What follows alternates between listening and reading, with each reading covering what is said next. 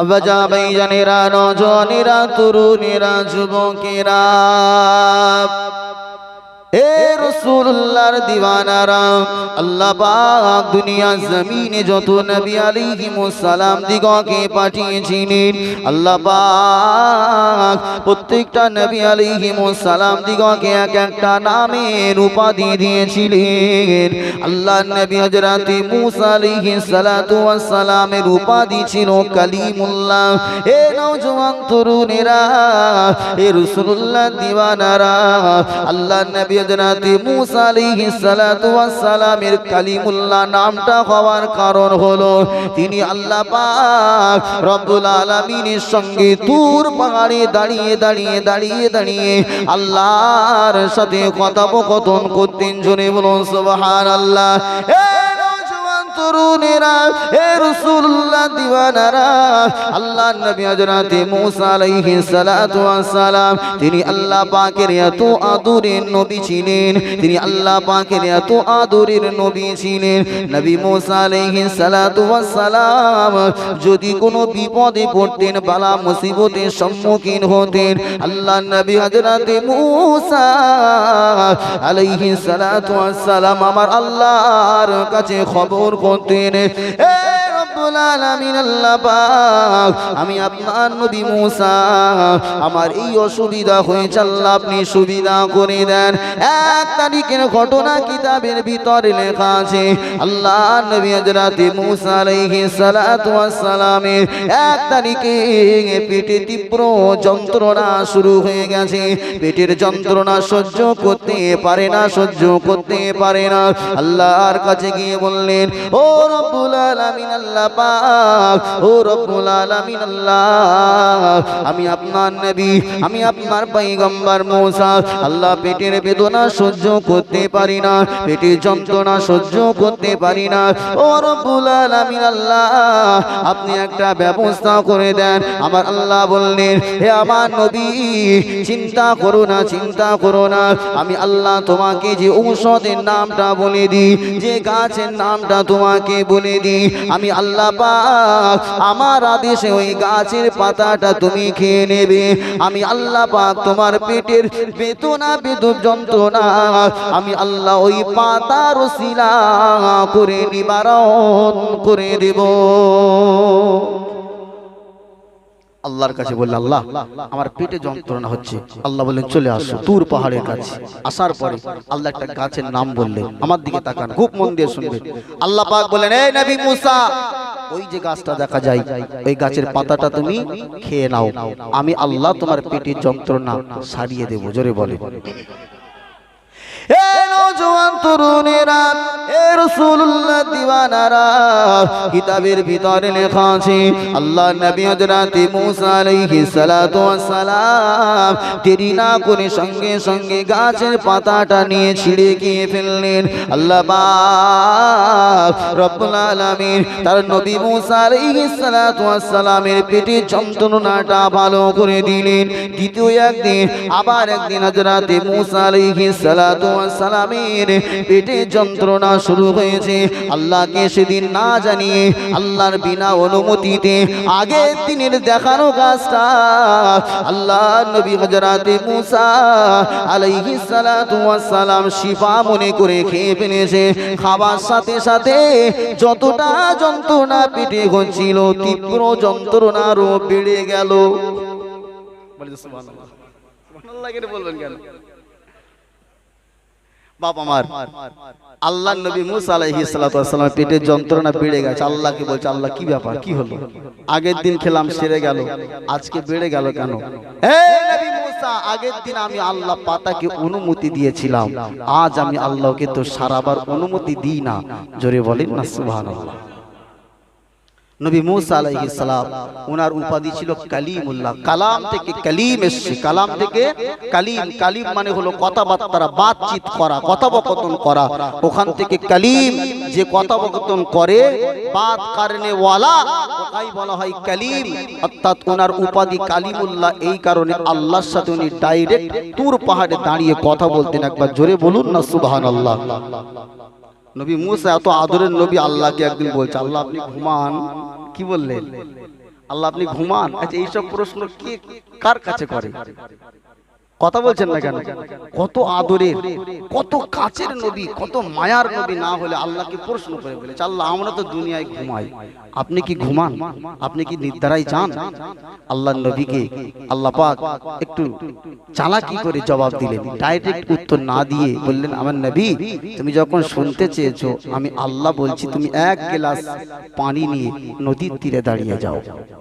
তাফসীরে ইবনে কাসিরের ভিতরে লেখা আছে আল্লাহ নবী হযরত মুসা আলাইহিস সালাতু ওয়াস সালাম তিনি এক গ্লাস পানি নিয়ে নদীর তীরে দাঁড়িয়ে গেলেন।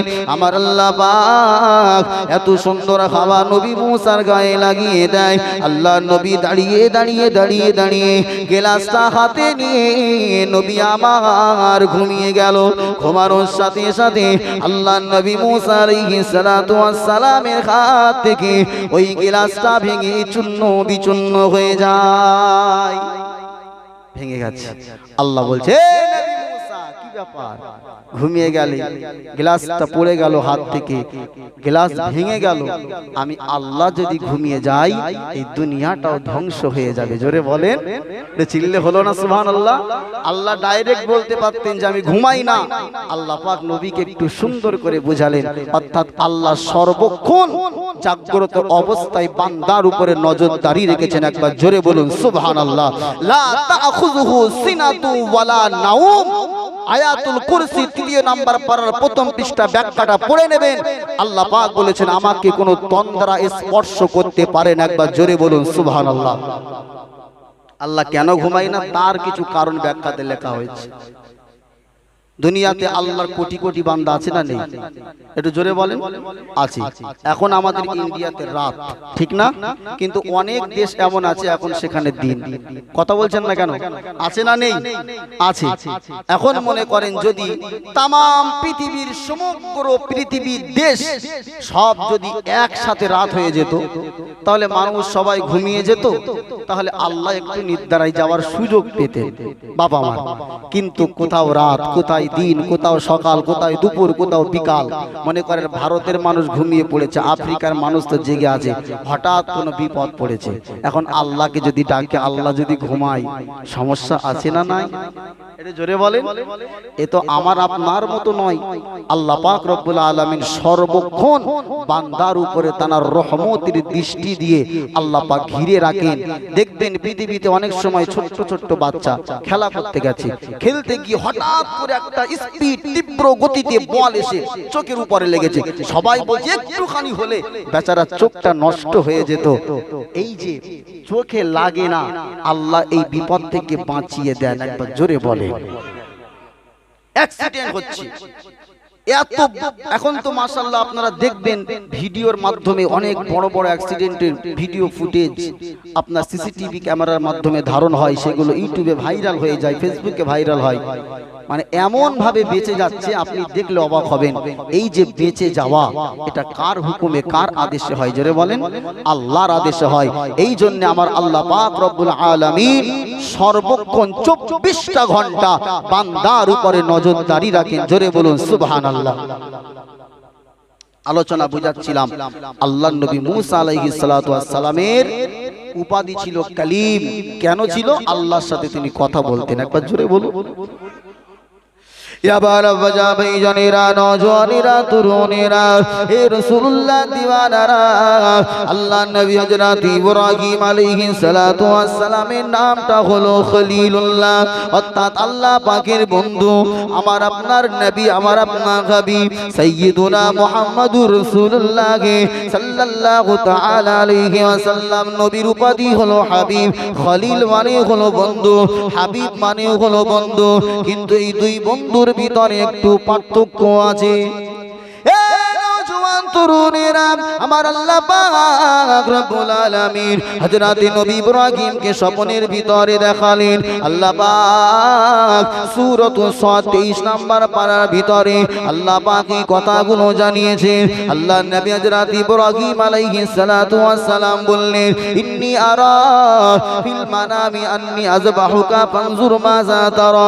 ঘুম থেকে উঠে বললেন, হে বেটা ইসমাঈল, আমি নবী ইব্রাহিম দেখলাম আন্নী আযবাহুকা, मैं तुम्हें ज़बा कर रहा हूँ। এ আমার বেটা ইসমাইল, আমি তোমাকে জবাই করতে দেখেছি। আল্লাহ পাকের নবী ইসমাইল বললেন, ফানজুর মাযা তারা, হে আমার পিতা, আপনি যে স্বপ্ন দেখেছেন, আপনি যে স্বপ্ন দেখেছেন সেই কাজটা আপনি সম্পন্ন করুন। জোরে বলুন সুবহানাল্লাহ। আল্লাহর নবী ইব্রাহিম আলাইহিস সালাতু ওয়াস সালাম সন্তানের মায়াকে ত্যাগ করে দিয়ে আল্লাহকে রাজি খুশি করবার জন্য মিনার ময়দানে নিয়ে গিয়েছিলেন না, যাই না? জোরে বলেন। আল্লাহর নবী হযরত ইব্রাহিম আলাইহিস সালাতু ওয়াস সালাম জব নবী ইসমাইলকে শুইয়ে দিয়ে চোখে কাপড় বেঁধে ছুরি চালিয়ে দিয়েছে, হাতে রক্ত লেগে গেছে। আল্লাহর নবী চোখটা খুলে দেখতে পেলেন আমার বেটা জবা হয় না, এখানে জান্নাতি একটা দুম্বা জবা হয়ে গেছে। জোরে বলুন সুবহানাল্লাহ। এ নওজোয়ান তরুণেরা, এ রাসূলুল্লাহ দিওয়ানারা, আল্লাহর নবী ইব্রাহিম আল্লাহকে রাজি করবার জন্য নিজের বেটাকে কুরবান করতে ময়দানে নিয়ে গিয়েছেন। সেই জন্য আমার আল্লাহ ইব্রাহিম নবীর উপাধি দিয়েছিলেন খলিল। একবার জোরে বলুন। খলিল মানে বন্ধু, হাবিব মানে বন্ধু। আল্লাহকে রাজি করবার জন্য সব সময় নবী ইব্রাহিম চেষ্টা করেছেন, আর আমার আল্লাহ আমার হাবিবকে খুশি করার চেষ্টা করেছেন। জোরে বলেন। ফেসবুক যারা ব্যবহার করে জানবেন, ফ্রেন্ড রিকোয়েস্ট পাঠানো যায় না, যায় না? যুবক ভাইরা, ফ্রেন্ড রিকোয়েস্ট, আমি কারোর সঙ্গে বন্ধুত্ব করতে চাইলে তার কাছে রিকোয়েস্ট পাঠাই, সে যদি অ্যাকসেপ্ট করে তাহলে তার সঙ্গে আমার ফেসবুকে একটু সম্পর্ক গড়ে ওঠে, ঠিক না বেঠিক? এখন যে রিকোয়েস্ট পাঠাই, যার কাছে পাঠাই, আমি যদি আপনাকে উপজে রিকোয়েস্ট পাঠাই তাহলে কিন্তু আপনার সম্মানটা যেন একটু বেশি হলো, কেন আমি চাইছি আপনার সঙ্গে বন্ধুত্ব করা, ঠিক না বেঠিক? আর যদি অ্যাকসেপ্ট করে, নাও করতে পারে, আপনার ওয়েটিং লিস্টেও রেখে দিতে পারে, যদি করে নাই মাশাআল্লাহ। তো ঠিক তেমনই ভাবে আমার আল্লাহ পাককে খুশি করবার জন্য নবী ইব্রাহিম সর্বদাই চেষ্টা করতেন, রিকোয়েস্ট পাঠাতেন, আল্লাহ আমি আপনাকে রাজি করতে চাই, আপনার সাথে বন্ধু করতে চাই। আর আমার আল্লাহ আমার হাবিবের কাছে সব সময় রিকোয়েস্ট করতেন, হাবিব আমি আপনার খুশির জন্য, আপনার রাজির জন্য আমি সব কিছু করতে চাই। একবার জোরে বলেন, চিল্লে বলেন সুবহানাল্লাহ। খলিল আর হাবিব এই দুটো হচ্ছে পার্থক্য। আল্লাহ নবীর খুশি করতে চেয়েছে আর নবী ইব্রাহিম আল্লাহকে রাজি করতে চেয়েছেন। জোরে বলেন সুবহানাল্লাহ। ইব্রাহিম আলাইহিস সালাতু ওয়াস সালাম খলিল, আর আমার আপনার নবীর উপাধিটা কি বলুন? কথা বলছেন না কেন? হাবিব। হাবিব মানেও হলো বন্ধু। আমার বাজাবে জানেরা, নওজওয়ানেরা, তরুণেরা, এ দিওয়ানারা, আমার আল্লাহ পাক তার হাবিবকে কতটা মহব্বত করেন, কতটা প্রেম করেন, কতটা মহব্বত করেন, কিতাবের ভিতরে লেখা আছে। বুখারী শরীফের হাদিস আপনাকে শোনায়, একেবারে সহিহ হাদিস। আল্লাহ নবী সাহাবায়ে কেরামদেরকে নিয়ে কোন এলাকা থেকে নিজের দেশের দিকে আসছিলেন। এমত অবস্থায় গভীর রাত হয়ে যাওয়ার কারণে আল্লাহ নবী সাহাবায়ে কেরামেরা মরুভূমির প্রান্তরে এসে পৌঁছে গেছে। এমত অবস্থায় আল্লাহ নবীর প্রাণ প্রিয় স্ত্রী আমাদের আম্মা জান হযরতে আয়েশা সিদ্দিকা রাদিয়াল্লাহু তাআলা আনহা আল্লাহর রাসূলকে ডাক দিয়ে বললেন, ইয়া রাসূলুল্লাহ, ইয়া হাবিবাল্লাহ, হুজুর, ইয়া রাসূলুল্লাহ, আমি আয়েশা, আমার গলায় যে হাতটা ছিল ইয়া রাসূলুল্লাহ, সেই হাতটাকে আমি আর খুঁজে পাই না। আল্লাহর নবী সাহাবায়ে কেরামদেরকে ডাক দিয়ে বলেছিলেন, আমার বিবি আয়েশা, তোমাদের আম্মা জানের গলার হারটা হারিয়ে গেছে, তোমরা মরুভূমির এলাকাটা ময়দানটা খুঁজে খুঁজে দেখো, হার খুঁজে মিল করা গেল না, মিল করা গেল না। আল্লাহর নবী বললেন, হে আমার সাহাবারা, যতক্ষণ না পর্যন্ত আয়েশার গলার হার পাওয়া যায় এখান থেকে আর এক কদম অগ্রসর হওয়া যাবে না। হে আমার সাহাবারা, তোমরা যে যেখানে আছো সেখানেই অবস্থান করো। আল্লাহ রাসূলের কথাটা মেনে নিয়ে সাহাবায়ে কেরামেরা মরুভূমির ফাঁকা ময়দানে সবাই তাঁবু গাড়লেন, রাত্রি যাপন করবার জন্য মনস্থ করলেন। নওজোয়ান তরুণেরা, আল্লাহ রাসূলের বিবি আমাদের আম্মা জান আয়েশা সিদ্দিকা রাদিয়াল্লাহু তাআলা আনহার আব্বার নাম হলো হযরত আবু বকর সিদ্দিক রাদিয়াল্লাহু তাআলা আনহু। সমস্ত সাহাবায়ে কেরামেরা আল্লাহ রাসূলের সাহাবীর কাছে গিয়ে বললেন, এ ভাই আবু বকর, এ ভাই আবু বকর, আপনার মেয়ের জন্য আজকে রাত্রিটা আমাদের মরুভূমির ফাঁকা জায়গাতে থাকতে হচ্ছে। হযরত আবু বকরের হাতে একটা ছড়ি ছিল, লাঠি ছিল। আমাদের আম্মা জান আয়েশা সিদ্দিকা রাদিয়াল্লাহু তাআলা আনহার তিনি পেটে গুঁতো দিয়ে বললেন, এ আমার কলিজার টুকরি কন্যা আয়েশা, তুমি কি এমন কাজ করলে? তোমার কারণে রাসূলুল্লাহর এতগুলো সাহাবা কষ্ট পায়। কি দরকার ছিল? কিন্তু গলার হার হারিয়ে গেছে বাপ। আল্লাহ রাসূলের বিবি আমাদের আম্মা জান, আমাদের আম্মা জান তিনি কি করলেন বলেন, রাত্রি যাপন করবার জন্য সবাইকে আদেশ করলেন। বাপ আমার এমত অবস্থায় রাসূলের সাহাবারা সবাই ঘুমিয়ে গেছেন।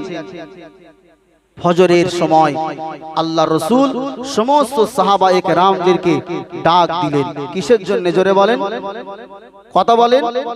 নামাজের জন্য রাসূল আমার সমস্ত সাহাবীদেরকে ডাক দিলেন। ডাক দেওয়ার পরে নামাজ পড়তে সাহাবায়ে কেরামরা উঠলেন। ওঠার পরে ঘুম থেকে জাগ্রত হলে নামাজ পড়বার জন্য একটা জিনিসের প্রয়োজন হয়। কি বলেন? পানি। বাহ মাশাআল্লাহ, ওয়াজটা খুব ভালোই বুঝছে। কিসের দরকার? আওয়াজ দিয়ে বলেন। নাকি বিনা ওযুতে নামাজ হবে? হ্যাঁ, হবে না। বিনা ওযুতে নামাজ হবে না বাবা আমার। নামাজ পড়বার জন্য শর্ত আছে, আল্লাহ কোরআনে বলেছেন। আল্লাহ পাক রব্বুল আলামিন কুরআনুল কারীমে সূরাতুন নিসা 5 নম্বর পারাতে আল্লাহ পাক বলেছেন, ইয়া আইয়ুহাল্লাযীনা আমানু ইযা কুমতুম ইলাস সালাতি ফাগসিলু উজুহাকুম ওয়া আইদিয়াকুম ইলাল মারাফিকি আমসাহু বিরুউসিকুম ওয়া আরজুলাকুম ইলাল কাবাইন। এ নওজোয়ান তরুণেরা, এ রাসূলুল্লাহ দিওয়ানারা, আল্লাহ পাক বললেন, ইজা কুমতুম, যখন তোমরা নামাজের মনস্থ করবে। ইজা কুমতুম আই ইজা আরাদতুম। সুবহানাল্লাহ বলেন। এই জন্য বাপ মাদ্রাসায় একটু পড়তে হবে, তাফসীর ঘাটতে হবে। যদি বলো কামা ইয়াকুমু বামানা খাড়া হোনা, কি বলেন? দাঁড়িয়ে যাওয়া। আমরা বলি না কিয়াম করছি, আমরা বলি না কিয়াম মানে কি? জোরে বলেন। দাঁড়ানো। কামা ইয়াকুমু বামানা খাড়া হোনা, দাঁড়িয়ে যাওয়া। ইজা কুমতুম, আল্লাহ পাক বলেছেন যখন তোমরা। তাহলে এখানে শাব্দিক মানে করলে দেখা যায় যে তোমরা যখন নামাজে দাঁড়াবে, ফাগসিলু, তখন তোমরা ওযু করো। আচ্ছা বলেন, আমরা নামাজে দাঁড়িয়ে ওযু করি না নামাজে দাঁড়াবার আগে করি? জোরে বলেন। নামাজের আগে। তাহলে এখানে ইজা কুমতুম তাফসীরে জালালাইনে লেখা আছে আই ইজা আরাদতুম, অর্থাৎ যখন তোমরা নামাজ পড়বার মনস্থ করবে, ইরাদা করবে, তখন। এই জন্য তাফসীর পড়তে হবে। কোরআনের সব মানে আপনি মানে এমনিতেই বুঝে ফেলবেন, এটা অসম্ভব বাপ আমার। যখন আমরা নামাজে দাঁড়াবার মনস্থ করি, ওযু করি। এখন ওযু করার 4টি ফরজ আছে, ঠিক না ব্যক্তি? কটা ফরজ? জোরে বলেন। ফাগসিলু উজুহাকুম, আল্লাহ বললেন তোমাদের মুখটাকে ধৌত করো। ওয়া আইদিয়াকুম ইলাল মারাফিক, কোনই পর্যন্ত ধুয়ে নাও। আমসাহু বিরুউসিকুম, মাথাটাকে মাসাহা করো। ওয়া আরজুলাকুম ইলাল কাবাইন, পায়ের টাকনো পর্যন্ত ধুয়ে নাও। আলহামদুলিল্লাহ বলেন। ওযুর ফরজ কয়টি? জোরে বলেন। কথা বলছেন না কেন? এগুলো জানতে হবে না? হ্যাঁ, জানতে হবে না? হবে না? ইসলামের মৌলিক বিষয়। অনেক মুসলমান, আমি যদি এখানে ধরি এক একজন করে গে, যেগুলো আমি বেশি কড়া প্রশ্ন করব না। অনেক লোক আছে এখনো কোন নামাজের কত রাকাত নামাজ বলতে পারে। বিশ্বাস করেন আপনি? বলতে পারে? পারে না। কিন্তু তারা আবার মুসলমান। ওরা মরে গেলে মিনহা খলাকনাকুম হবে, বিসমিল্লাহি ওয়া আলা মিল্লাতি রাসূলিল্লাহ বলে কবরে শোয়াতে হবে। একদিনও পশ্চিম মুখ হয়নি, দুই ঈদ ছাড়া, মুখে দাড়ি নাই, বিড়িখোর, তারিখোর, জুয়াখোর, তাদেরকে কবরে শোয়ানোর সময় ইমামকে দোয়া করতে হবে, আল্লাহ রব্বানা যালামনা, আযাব দিও না। ফারিস্তা তো আমাদের উল্টো মারবে, ঠিক না ভাই? ঠিক। মুসলমান মনে রাখতে হবে, জীবনকে পাল্টান। মৌলিক বিষয় ইসলামের আল্লাহ পাক রব্বুল আলামিন প্রত্যেকটা মানুষের ইলম অর্জন করা ফরজ করেছেন। এমনি তো নয় ইলম মানে আপনাকে আলেম হতে হবে না, মাওলানা মুফতি হওয়াটা শর্ত নয়। অন্ততপক্ষে হারাম হালাল বিষয়গুলো যে মুসলমানের ভিতরে জ্ঞান নাই, তার আর জানোয়ারের ভিতরে কোনো পার্থক্য নাই, ঠিক না? বড় কথা বললাম বাপ, অনেক বড় কথা বললাম, এটা আমার কথা নয়, মিলিয়ে নেন, আল্লাহ কোরআনে বলেছেন। আল্লাহ قد ذرأنا لجهنم كثيرا من الجن والإنس لهم قلوب لا يفقهون بها ولهم أعين لا يبصرون بها ولهم آذان لا يسمعون بها أولئك كالأنعام بل هم أضل। কার কথা? একটু জোরে বলেন। 9 নম্বর পারাতে আপনি খুলে দেখতে পাবেন আমার আল্লাহ পাক বললেন অধিকাংশ মানুষ জিন আর মানুষদের ভিতর থেকে আমি আল্লাহ তাদেরকে জাহান্নামের ভিতরে জাহান্নামের ইন্ধন বানাবো। এ নওজোয়ান তরুণেরা আমার আল্লাহ পাক বললেন লাহুম কুলুবুল লা ইয়াফকাহুনা বিহা, যাদের বিবেক ছিল, বুদ্ধি ছিল, কলব ছিল, বুঝেও বোঝে না। ওয়ালাহুম আয়ুনুল লা ইবসিরুনা বিহা, চোখ ছিল দেখেও দেখে না। ওয়ালাহুম আযানুল লা ইয়াসমাউনা বিহা, শুনেও তারা শুনতো না। আল্লাহ পাক বলেছেন উলাইকা কাল্লানআম, তারা হলো দুনিয়ার চতুষ্পদ প্রাণী, বালহুম আদল, তার থেকে নিকৃষ্ট। কার কথা? একটু জোরে বলেন। তাহলে যে মুসলমান মাদ্রাসায় পড়িনি কিন্তু বাংলা পড়তে পারতো, বুঝতো, শুনতো, তারপর ইসলামের মৌলিক বিষয় আদি সে জ্ঞান অর্জন করতে পারেনি, এই অবস্থায় মারা গেছে, তার মৃত্যুটা কি অবস্থায় হলো? বালহুম আদল। মনে রাখবেন চতুষ্পদ প্রাণী আর তার মৃত্যুর কোনো পার্থক্য নেই, শুধু ফর্মালিটি মেনে তার জানাজাটাই হবে, তাছাড়া কোনো লাভ। জোরে বলছেন না কেন? আল্লাহ রাসূল সাহাবায়ে কেরামেরা নামাজের জন্য ওযু বানাবে, কিন্তু পানি তো নাই। পানি কোথায় পাবে? পানি কোথায় পাবে?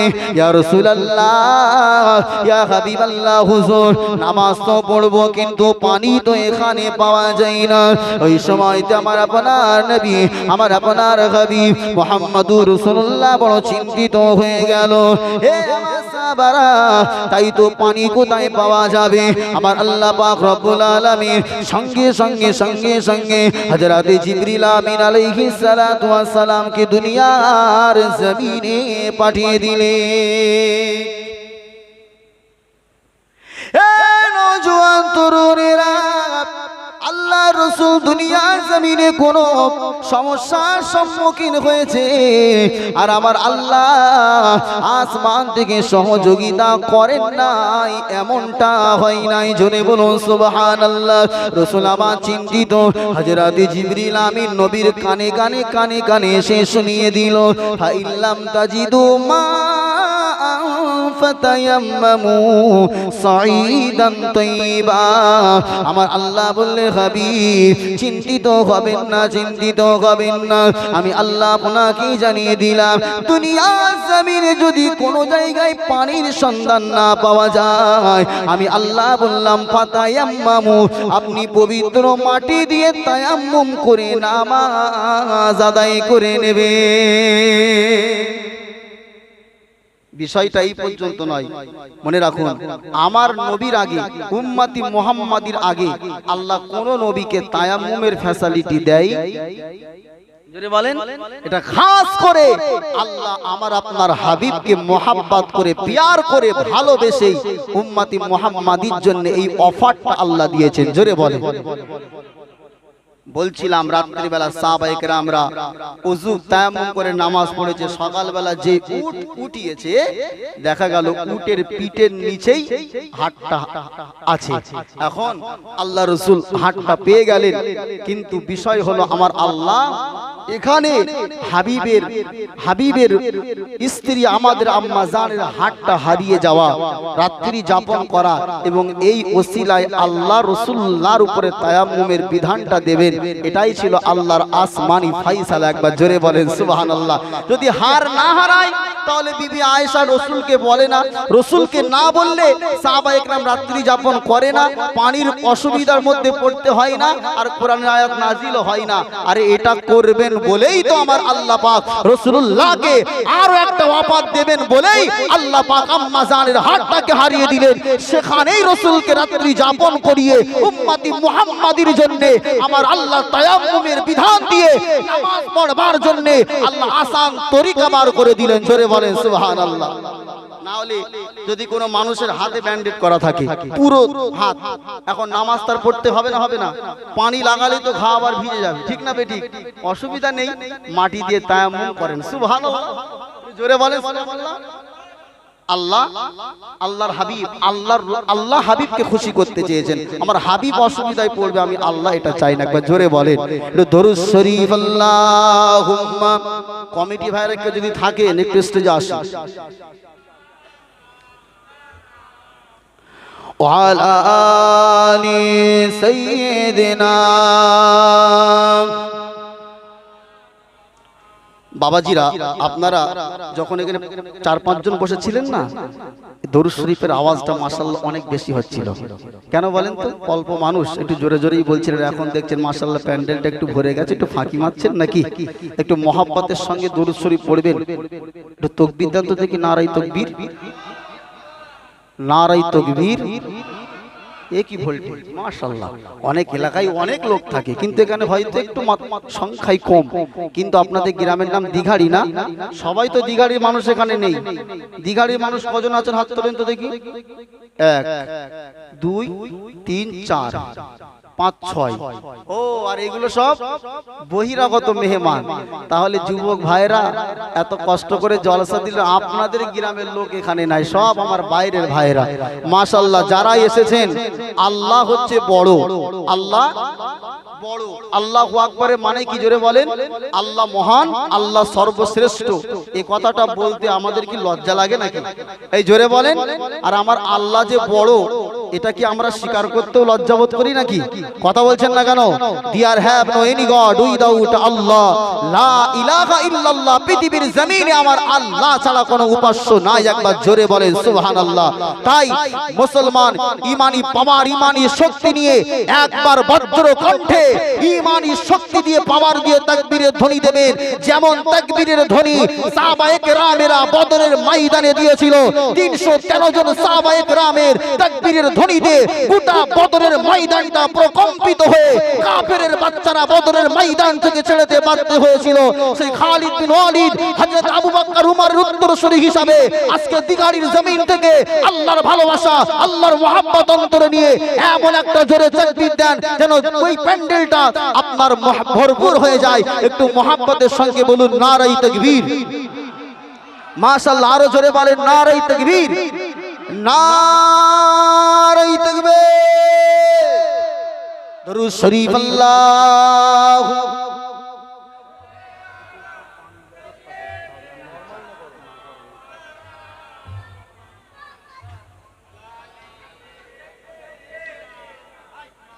मौलाना मोहम्मद आखिरी रसूल तुमी नबी अकराम, आखिरी रसूल तुमी नबी अकराम, তোমার কদমে মোর হাজারো সালাম। জোরে বলুন, একটু চিল্লে হবে না সুবহানাল্লাহ।